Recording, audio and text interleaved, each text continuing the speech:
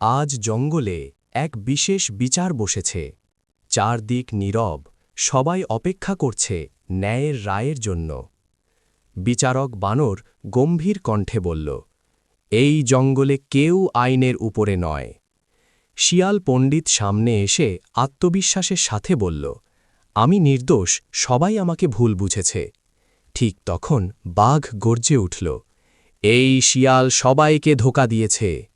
ভয়ে কাঁপতে কাঁপতে হরিণ বলল, সে আমার খাবার চুরি করেছে। পাখিরা ফিসফিস করে বলল, আমরাও সব দেখেছি। বিচারক বানর তার লাঠি উঁচু করে বলল, শব্দ নয়, প্রমাণ কথা বলবে। তারপর সবাইকে দেখানো হলো অতীতের দৃশ্য, যেখানে শিয়াল একের পর এক মিথ্যা বলছিল। হাতি এগিয়ে এসে বলল, এই পায়ের ছাপ শিয়ালেরই।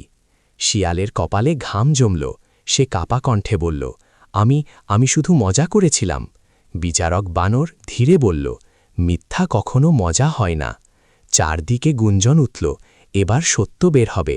হঠাৎ শিয়াল হাঁটু গেড়ে বসে পড়ল, আমি ভুল করেছি। বিচারক বানর চোখে চোখ রেখে বলল, সত্য লুকানো যায় কিন্তু পালানো যায় না। বাঘ শান্ত হয়ে জিজ্ঞেস করল, তাহলে শাস্তি কি? বিচারক কিছুক্ষণ চুপ থেকে বলল, শাস্তির চেয়ে শিক্ষা বড়। শিয়াল মাথা নিচু করে বলল, আমি আর মিথ্যা বলবো না।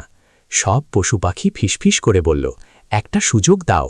বিচারক বানর ঘোষণা করল, আজ রায় হবে ন্যায়ের পক্ষে। সেদিন থেকে শিয়াল অন্যদের সাহায্য করতে লাগল, সত্য পথে চলতে শিখল। জঙ্গলে আবার শান্তি ফিরে এলো। আর বিচারক বানর শেষ কথা বলল, মিথ্যা সাময়িক লাভ দেয়, কিন্তু সত্যই আসল শক্তি। ভিডিওটি যদি ভালো লেগে থাকে তাহলে একটু সময় নিয়ে পাশে থাকুন। একটি লাইক দিন, কমেন্ট করে আপনার মতামত জানান আর শেয়ার করুন প্রিয় মানুষের সাথে।